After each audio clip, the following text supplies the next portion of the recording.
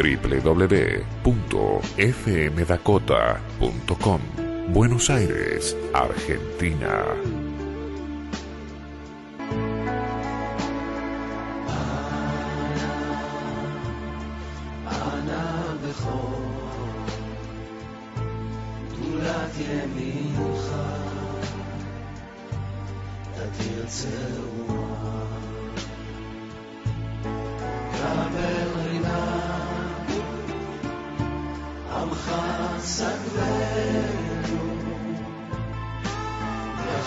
Estamos compartiendo los secretos de la Kabbalah.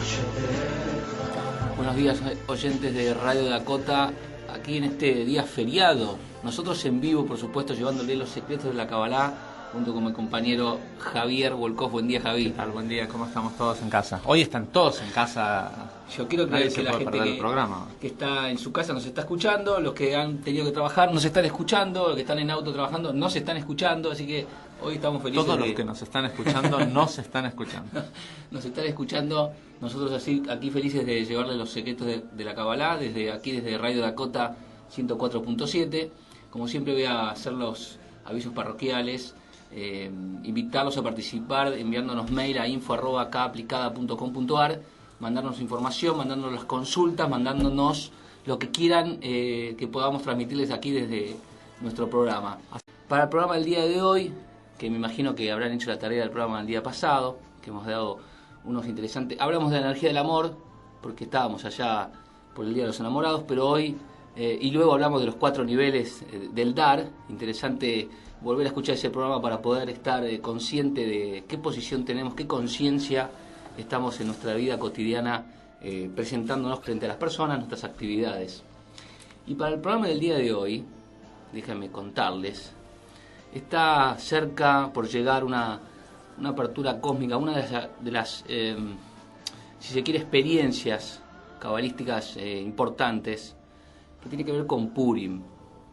Y Purim siempre fue para muchas personas algo desconocido, para otros algo, si se quiere, costumbrista, o algo que podían estar haciendo para muchas personas, inclusive religiosas o no tanto, pero que sí llevaban en su vida cotidiana realizándolo. Y contarles... Pero es como una fiesta para los niños, ¿no? Porque como está esta idea del disfraz, es más una fiesta, no es tanto... O sea, no pensamos en Purim como algo en donde hay una apertura en el universo para conectar con una cierta energía. Sí, siempre fue visto como... ¿A qué me refiero con esto? La gente que de repente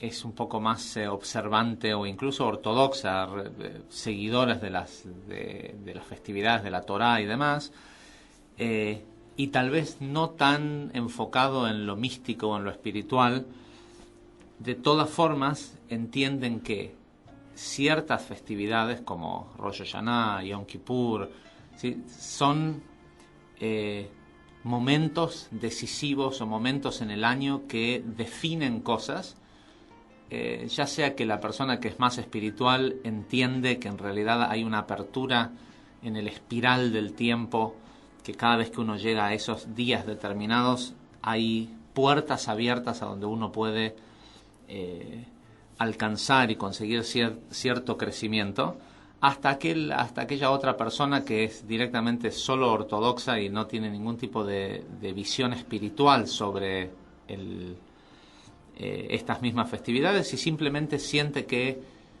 si va y hace lo que sea que le dijeron que tiene que hacer, Dios va a tener compasión con él y le va a dar cosas buenas para ese año. En cualquiera de los casos, y en estos dos extremos, en definitiva, es como decir la diferencia que hay entre la persona que es un técnico en telecomunicaciones y el señor que solo usa el celular. Sabe que, cualquiera de los dos sabe que apretando ciertos números habla por teléfono y consigue a alguien del otro lado. El más espiritual, digamos, sería el técnico en telecomunicaciones, que sabe exactamente qué ocurre cuando está apretando esas teclas, y tal vez reciba más satisfacción desde lugares intelectuales y emocionales respecto a lo que está haciendo. A la otra persona es a la persona que simplemente le interesa, sabe o cree que el sistema funciona así, lo utiliza, ve un resultado y no le importa saber más nada. En definitiva, los dos están igual, por decirlo de alguna forma, conectando, más allá de que uno tenga más entendimiento o no. Con lo cual, hay algunas festividades en el año, tanto el muy espiritual como el que es simplemente seguidor de costumbres, lo asocia con un teléfono, lo asocia con una posibilidad de conectar, a lo mejor el más ortodoxo con Dios y el otro con el universo, pero lo asocian como un medio de comunicación con algo superior que puede mejorar sus vidas. Ese no es el caso generalmente para Purim. La gente no considera que Purim sea un gran portal cósmico, sacando a aquella gente que es realmente, o sea, que conoce sobre estas festividades o estos, si se le quiere decir, celebraciones religiosas. Solo aquellos que las conocen como un medio espiritual saben realmente de qué se trata. De hecho, en Purim la mayoría de la concentración está en terminar las lecturas, lo que hay que hacer, y llegar rápido a la fiesta y los disfraces y beber un poquito de más. Y hoy vamos a explicar un poco de qué se trata y cómo este año específicamente tiene algo, está muy relacionado con la energía de la semana, de la porción de la Torá y del Zohar que corresponde a esta semana, que es la porción de Tetzaveh. También algunas personas, transitando las distintas costumbres, les ha pasado que cuando llega la festividad de Purim, no han conectado porque la gente se junta para hacer otro tipo de aperturas, se reúne, tal vez en Shabbat, o va a Rosh Hashanah, etc. En Purim, tal vez no se juntan en familia para festejar Purim. Tal vez no ha sido una de las aperturas cósmicas en donde las costumbres, si no estás participando en algún espacio particular que Purim convoque para realizar, tal vez le pasa a la juventud, pero yo recuerdo inclusive de la familia que... O sea, no hay festividad familiar. Exactamente. No hay ni una cena, ni un... No hay. Entonces, si vos llega Purim, tal vez estás en tu casa, si es que en cierta etapa de tu vida no estás transitando, la juventud tal vez transita por un lugar en donde Purim puede serle una festividad que se le acerca, o mismo en las distintas lugares educativos.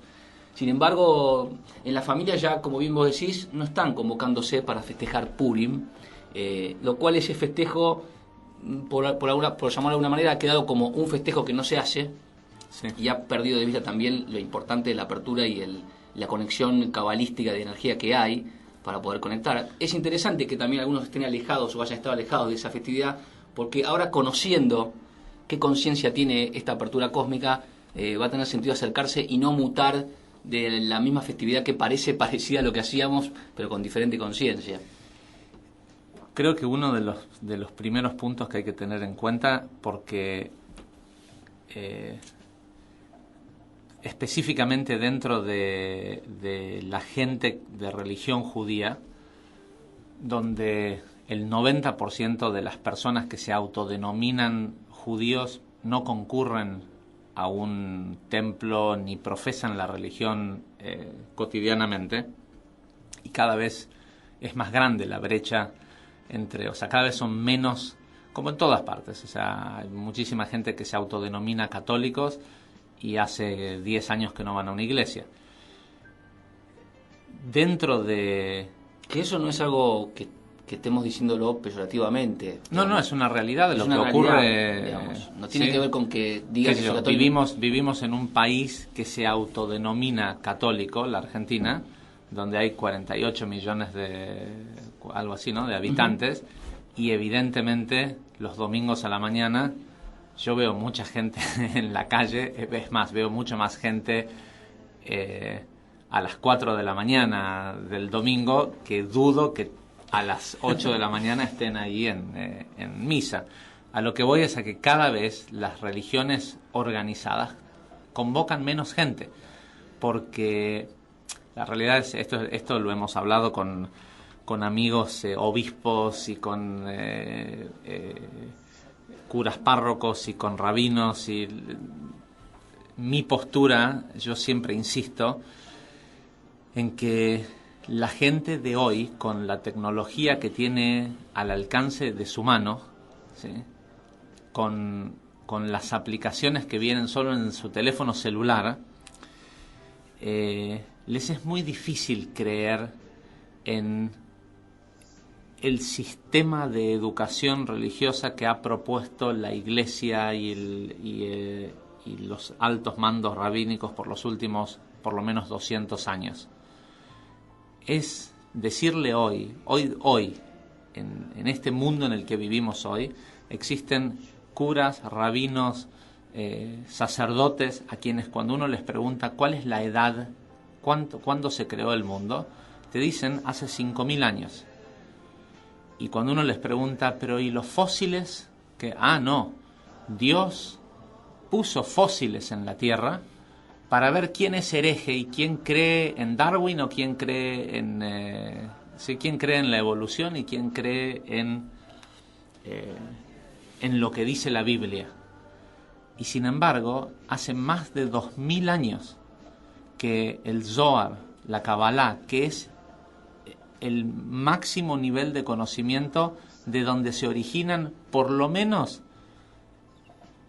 la Iglesia Católica, el judaísmo y el islamismo, ¿sí? Por lo menos de Abraham, por lo menos, está bien, no voy a incluir a todas las otras religiones asiáticas, pero por lo menos si sos musulmán, si sos judío, si sos católico, el origen de tu conocimiento proviene de Abraham, ¿sí? Abraham fue el primer gran físico cuántico o el primer gran cabalista, y él escribió un libro que se llama Sefer Yetzirah, el libro de la formación, que explica cómo se formó este universo.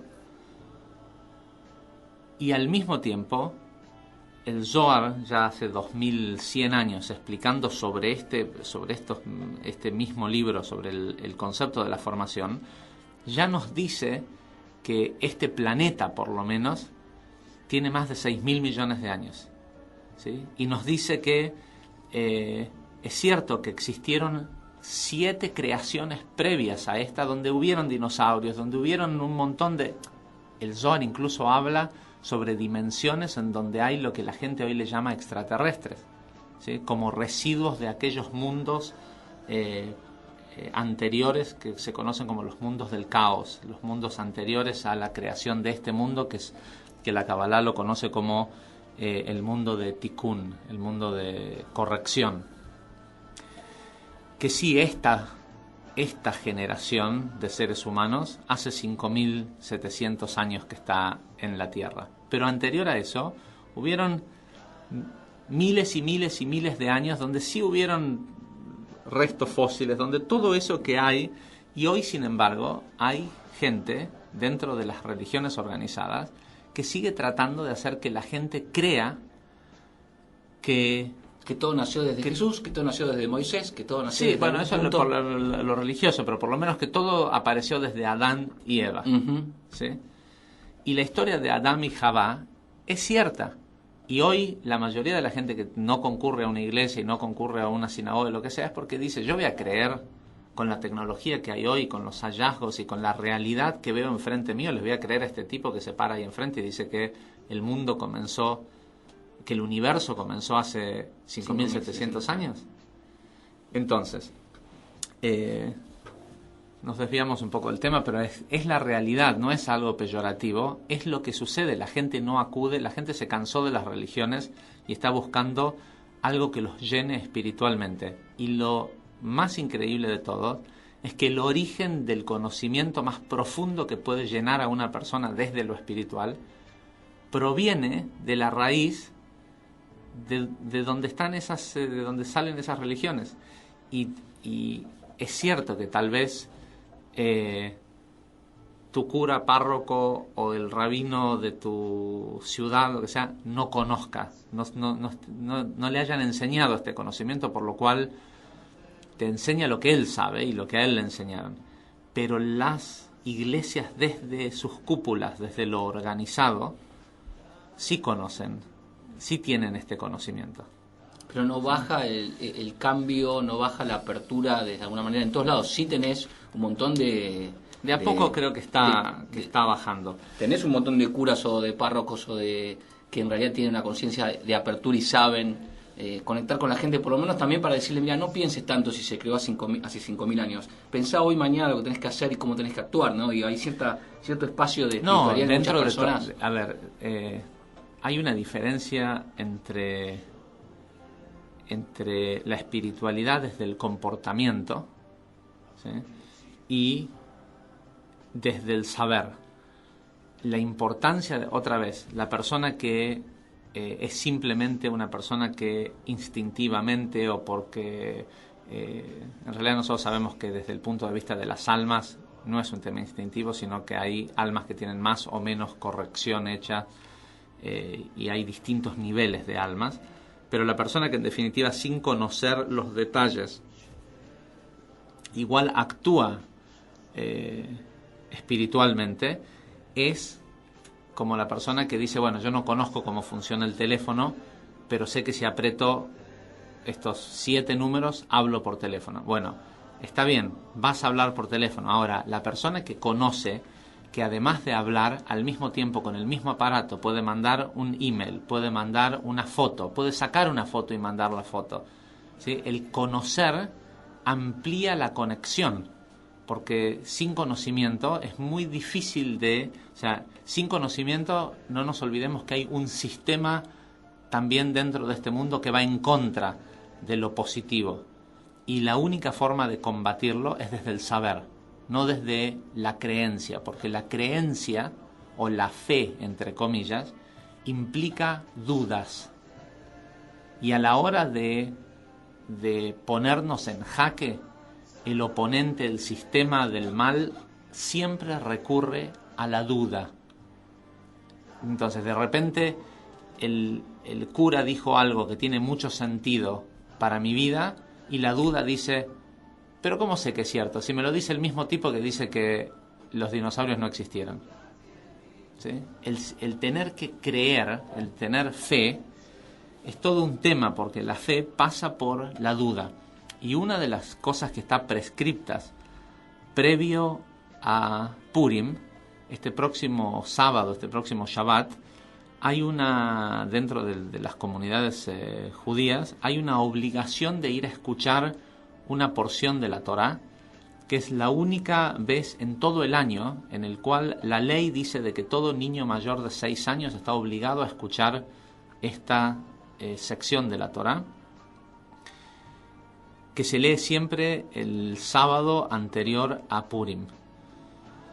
En este caso Purim va a ser el sábado a la noche, o sea, sábado a la noche y domingo, o sea que están pegados. Y es la lectura de una sección que se llama Zahor, que habla de acordarse. Dice, acordate lo que te hizo el pueblo de Amalek cuando salieron de Egipto y te encontraron en el camino y pelearon una guerra. Dice, y no te olvides que Amalek va a ser tu enemigo por los tiempos de los tiempos, de generación en generación.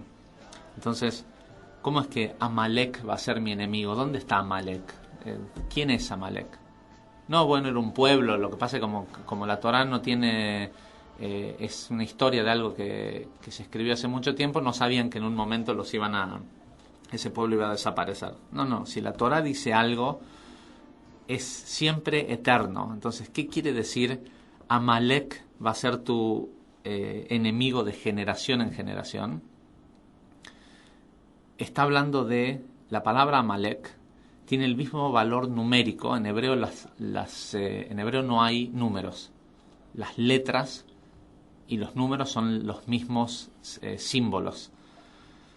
Y son números, obviamente, que no son como los gregorianos. La letra Aleph es el 1, la letra Bet es el 2 y así. Y de ahí surge la ciencia que se conoce como gematria, ¿sí? Que es numerología. El valor numérico de la palabra Amalek es el mismo de la palabra Safek. Y Safek en hebreo quiere decir dudas. ¿Querés saber quién va a ser tu enemigo o el enemigo de tu espiritualidad por los tiempos de los tiempos? La duda. Mientras trates de mantenerte solo en un sistema de fe, yo creo. ¿Qué quiere decir creo? Creo quiere decir no sé. Yo creo que River no va a volver a la B. ¿Qué quiere decir eso? Que no estoy seguro. No es lo mismo decir yo sé que no. yo creo que mañana tal equipo le va a ganar a tal otro. ¿Por qué tengo que solo creer?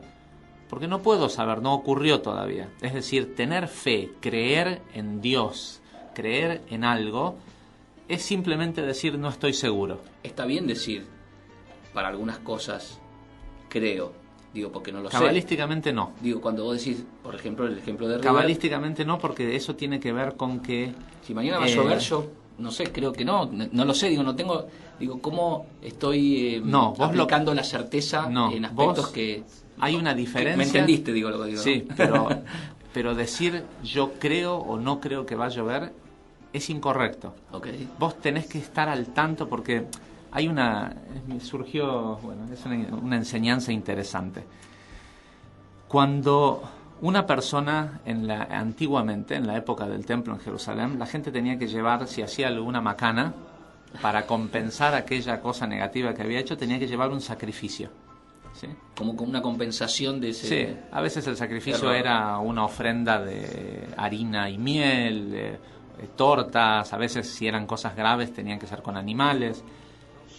En definitiva, se llevaba una ofrenda a cambio de eso que la persona había hecho mal. Si la persona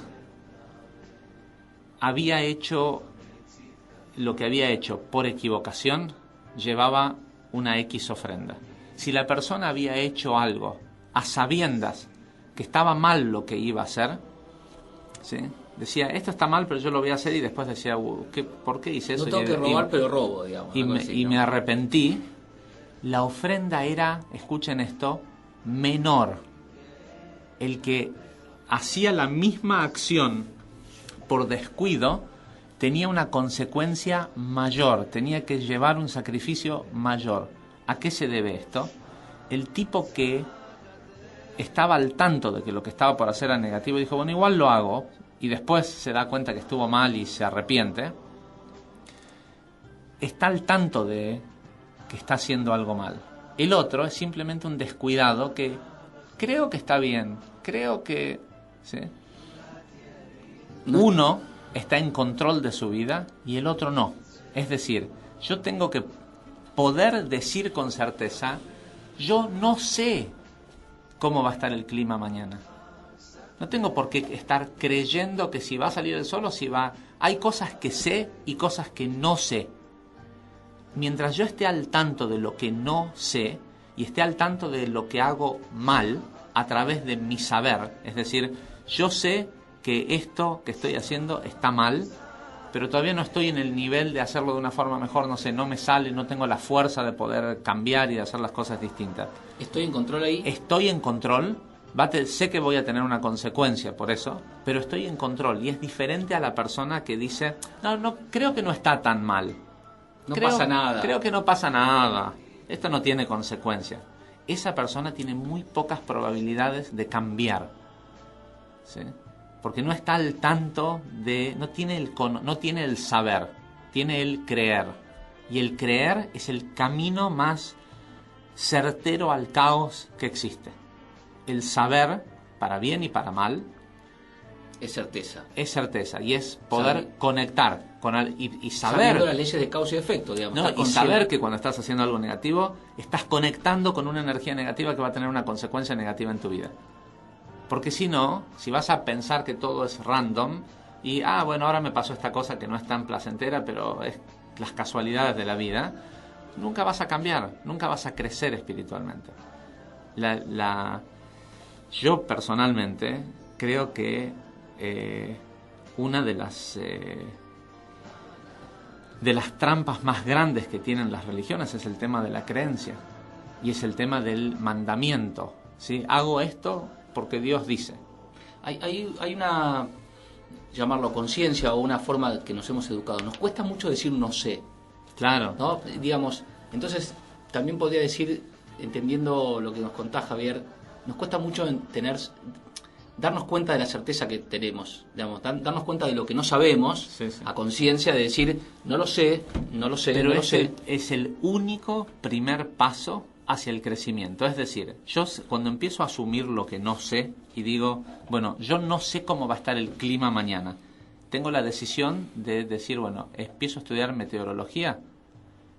¿sabes qué? No. Entonces tengo que pensar, ¿a mí me importa cómo va a estar el clima mañana? O sea, el clima va a modificar lo que tengo que hacer, va a modificar mi estado de ánimo, o entiendo que todo es positivo, o sea, que si llueve es lo correcto, que si sale el sol es lo correcto, porque hay alguna parte del sistema que lo necesita, ¿sí? Nos quejamos cuando llueve, pero después queremos verduras frescas en el supermercado. Bueno, esas verduras frescas requieren de lluvia, ¿sí? De riego, entonces todo tiene una perfección en el sistema.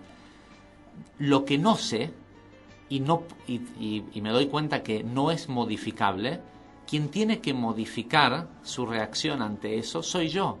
Yo no tengo que poder cambiar el clima, a menos que tengas tal nivel espiritual, que tengas el poder, y también no lo vas a poder hacer solo porque se te antoje, vas a tener que tener el conocimiento de cómo se hace, de decir, bueno, para salvar una población que se está inundando, yo puedo hacer que pare de llover, ¿sí? El Zohar dice, hay varios lugares en donde ciertos juicios se desencadenaban sobre la tierra y Rabbi Shimon Bar Yochai iba y los cancelaba. Y el Zohar dice, es más, voy a dar tirar una cosita más. Hay una vieja enseñanza que muestra este tema de empujar la piedra, ¿no? Esto de Dios le dice a una persona que empuje una piedra. Y la persona finalmente trata y lo deja de hacer porque la piedra no se mueve. Y vuelve Dios a decirle, ¿qué pasó? ¿Dejaste de hacer lo que te pedí que hicieras? Y le dice, sí, lo que pasa es que no pude. Dice, ¿no pudiste qué? Dice, no pude moverla. Pero yo no te pedí que la muevas, yo te pedí que la empujes, ¿sí? Tu trabajo era empujar la piedra, no moverla, ¿no? Yo sabía que no se iba a mover, pero a vos te hacía falta ese trabajo de empujar. Y de ahí hay muchos. Entonces la semana pasada estábamos con un alumno viéndole distintas aristas a esta enseñanza, y les digo, la verdad es que esa es una enseñanza que es muy linda, pero no representa a los cabalistas. ¿Por qué? Porque el cabalista es aquel que tiene la capacidad de darse cuenta si es importante o no mover la piedra, y si la tiene que mover, la va a mover incluso cuando Dios no le dijo que lo hiciera. ¿Sí? Lo vemos todo el tiempo con Moisés, con Rabbi Shimon, en el Zohar dice, hay lugares en donde Rabbi Shimon cancela decretos de muerte sobre personas o sobre comunidades y demás, y el Zohar dice algo así como, es difícil de traducir la palabra, pero digamos que dice como, alabado es Rabbi Shimon, que Dios dice un decreto y él lo cancela, que Rabbi Shimon dice una bendición y Dios dice amén. ¿Cómo es esto? O sea, una persona puede decretar y hacer en el mundo y que Dios diga, ok, si esta persona lo dice, debe ser lo mejor. Y la verdad es que sí, porque es como un padre que tiene una empresa y entrena a su hijo para que sea el CEO, el presidente de la empresa, y de golpe el padre dice, mira, vamos a hacer tal y tal cosa, y el hijo le dice, no, mira, el análisis que yo tengo de cómo yo veo esto, hay que hacer las cosas distintas. ¿Y qué va a sentirse? ¿Ofendido el padre? No, le va a dar el mayor orgullo del mundo ver que su hijo alcanzó ese nivel. ¿Cuántas veces hablamos de la no jurisprudencia que tiene Dios en esta tierra para ejercer en la fisicalidad diaria, cotidiana?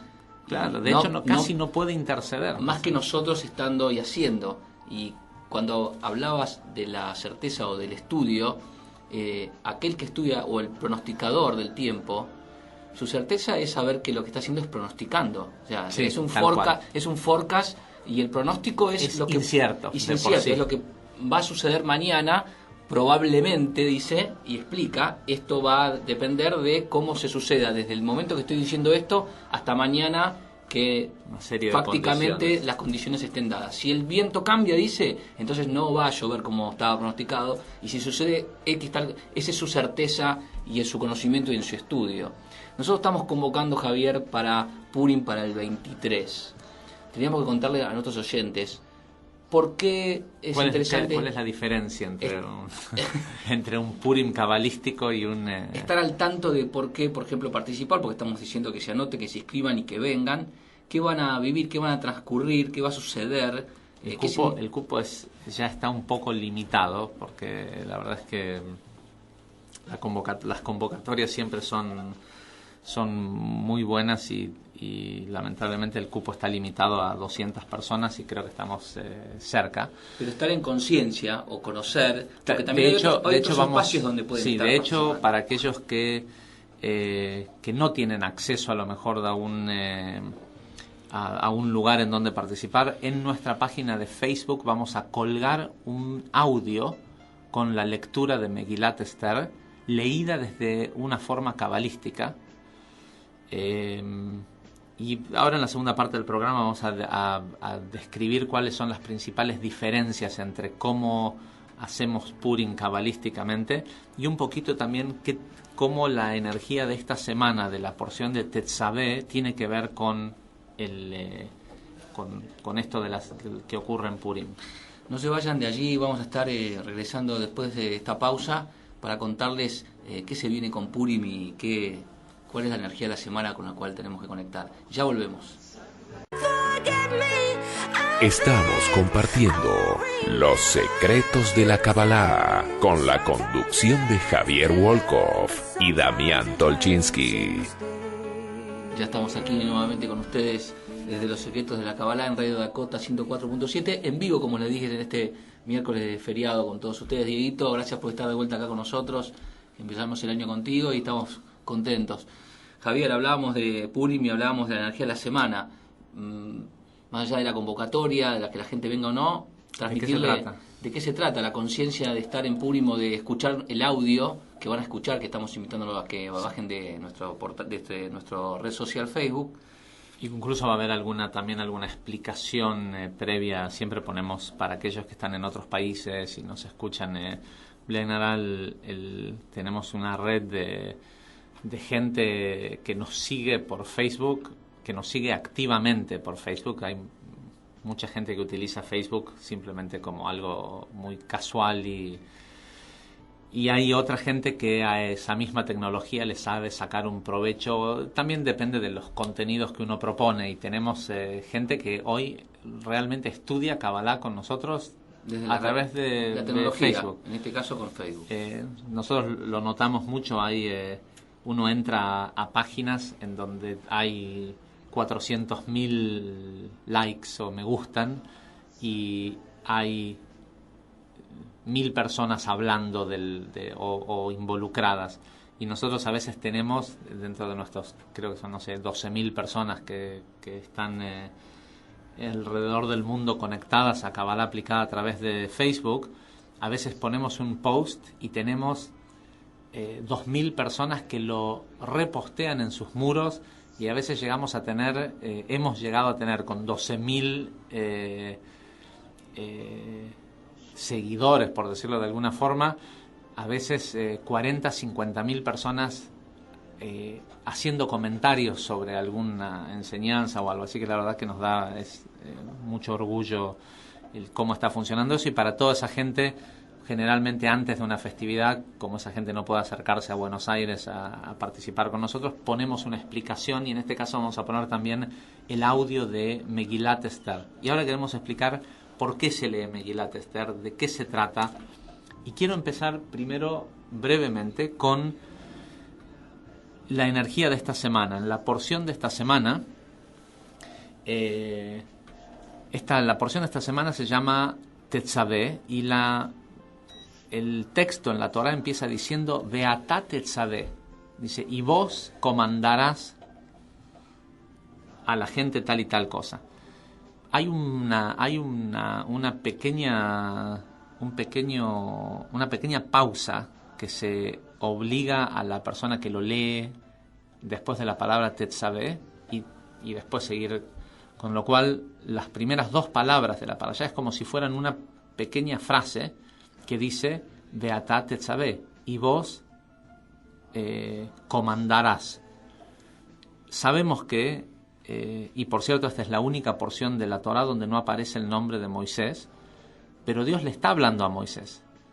En la clase de Zohar ya explicamos por qué, por lo menos en una porción, fue necesario que el nombre de él no estuviera. Y es el poder de los decretos y demás, pero eso ya lo explicamos en la clase de Zohar de esta semana. Pero en definitiva, lo que el Zohar nos dice es que esta palabra, Beata y vos, es la unión de lo metafísico con lo físico. La palabra atá, vos o tú, se escribe Aleph, Taf, Hei. Y el Zohar explica que de la Aleph a la Taf son todo el abecedario hebreo, que es con los ladrillos con los que se construyó este universo. Y Malhut, la letra Hei, esa última de la palabra Atá, corresponde al nivel de Malhut del nombre de Dios, del nombre Yud-Kei Vav-Kei. Es decir, que se refiere a la tierra, ¿sí? A nuestro mundo. La letra Vav de Beata simboliza Zeir Anpin, o lo que se conoce como los mundos metafísicos.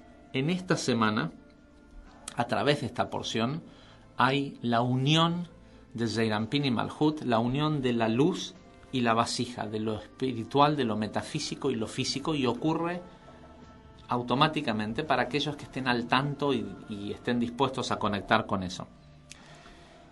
El Ari empieza a explicar la porción de esta semana, porque la porción habla sobre las vestimentas del sumo sacerdote. Y el Ari empieza a explicar esto, y en una primer frase en donde nos habla de un delantal que usaba el sacerdote y una especie de taparrabo que usaba atrás, uno adelante y otro atrás, nos dice que se comparan con Zeir Anpin y con Malhut.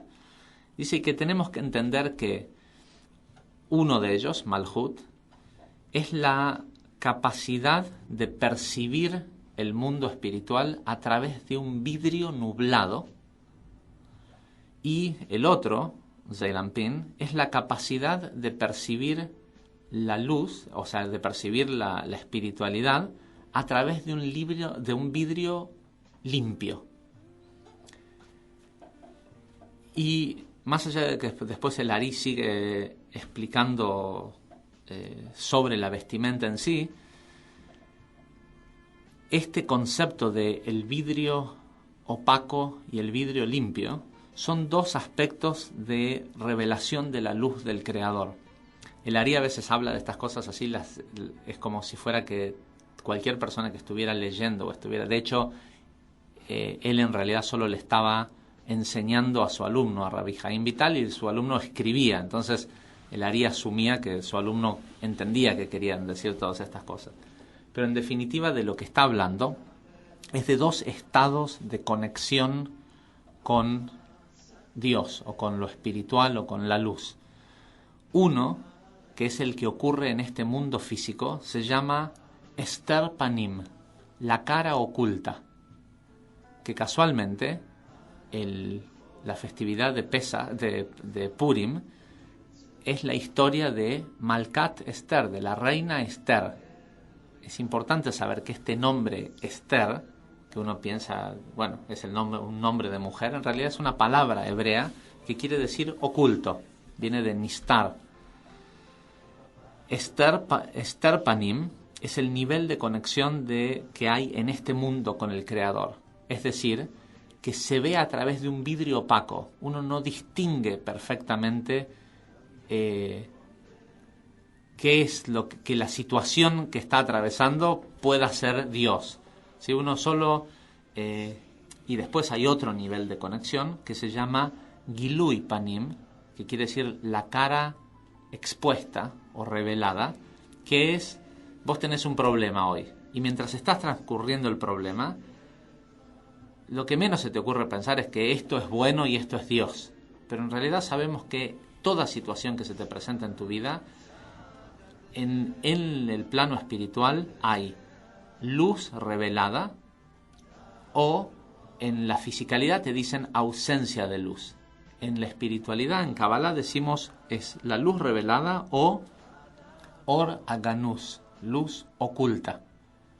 La luz oculta se presenta junto con el problema para que vos la reveles, para que desde el momento en el que vos superás ese problema o esa dificultad o ese desafío, esa luz se revela en el mundo y le sirve a todos.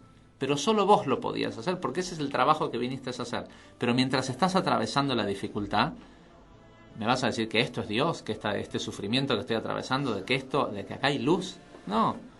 Si vos me decís que esto es Dios, no sé, yo no lo distingo. ¿Por qué? Porque estás viendo a través de un vidrio de lo que se conoce como Star Panim. Es como cuando ves a un amigo desde lejos, ves la silueta, te parece que es tu amigo, pero no estás seguro, ¿sí? A lo mejor está de espalda o está lejos, pero cuando te acercás y lo tenés enfrente, sabes que es tu amigo. Cuando atravesaste el problema, que en ese momento parecía que no lo ibas a poder sobrevivir, pero al día siguiente te das cuenta que igual que todas las otras dificultades de tu vida, las pudiste afrontar y superar. Y 2 semanas más tarde, un mes, un año más tarde, te das cuenta que si no hubiera pasado esa circunstancia, hoy no estarías en donde estás o no se hubiera dado tal y tal otra cosa. Y empezás a ver eso como algo bueno, porque fue el desencadenante de esto que está ocurriendo ahora, que es positivo. Ahí es donde se revela, ¿sí? Se convierte en obvio que aquello que parecía malo en ese momento era necesario para que ocurriera esto ahora, que es bueno o es una experiencia superadora. Si lo absorbes como tal, cada experiencia empieza a ser en tu vida importante y cada obstáculo sí, la mayoría de la gente en realidad vive la vida como víctimas, y desde el punto de vista de víctima la persona ve la vida ni siquiera a través de Star Panim o Gilui Panim, ve la vida a través de un carbón negro donde todo lo ve negro. Poco a poco, y a veces ¿sí? Tiene felicidades o momentos. No tiene felicidad. Esa gente tiene de vez en cuando satisfacciones físicas respecto a haber adquirido algo o haber comido algo rico, pero felicidad solo se adquiere a través de la claridad de conexión con el todo. Y cuanto más ensimismada está la persona, menos conexión con el todo tiene, con lo cual la felicidad está lejos. Lo que tiene a su alcance es placeres físicos que momentáneamente lo pueden hacer sentir, lo pueden contentar, pero no estamos hablando de felicidad. En definitiva, existen estos 2 estados, Star Panim y Gilui Panim. La lectura de Megillat Esther, Megillat quiere decir que se revele lo oculto.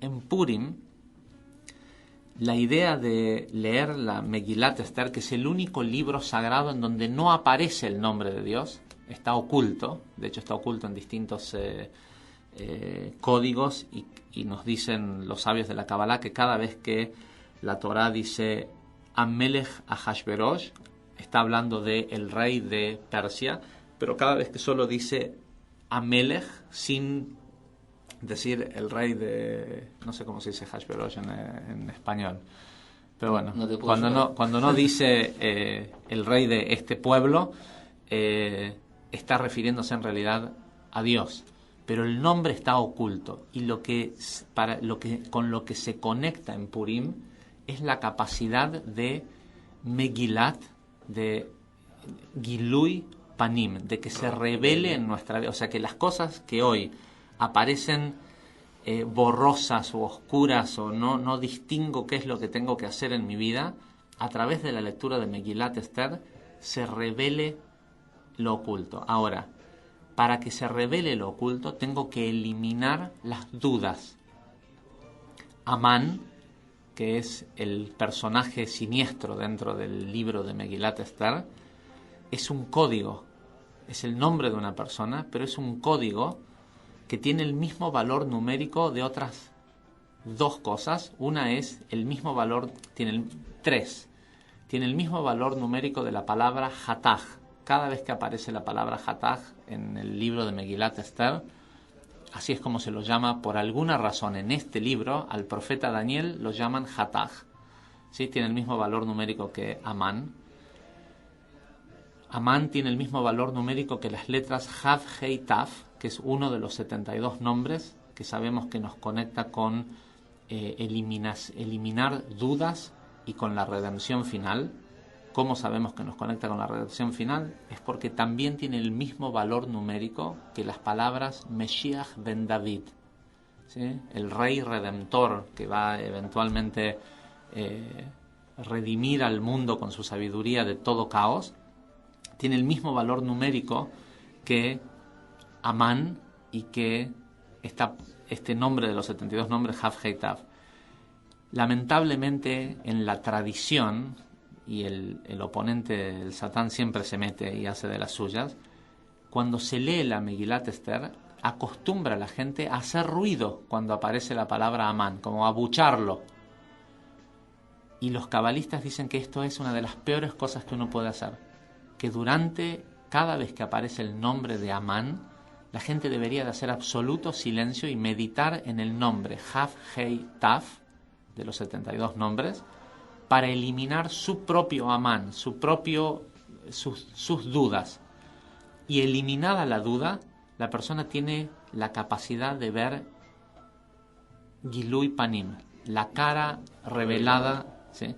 Por otro lado, hay dos costumbres más que son interesantes. Una es la de disfrazarse, ¿sí? El tema de disfrazarse tiene que ver con que cuando tenés una máscara, no sabes si es tu amigo o no es tu amigo, ¿sí? Está en Esther Panim.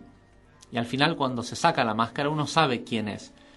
La idea es poder reconocer que el cuerpo en el que nosotros estamos es un disfraz. Nuestro alma es quienes somos y estamos disfrazados de Damián o de Javier o de quien sea. El concepto de beber alcohol, tal vez en esta noche en un poquito en exceso, y no distinguir entre el malvado Amán y el sagrado Mordejai, tiene que ver con que en realidad los dos son absolutamente necesarios. Todo es bueno.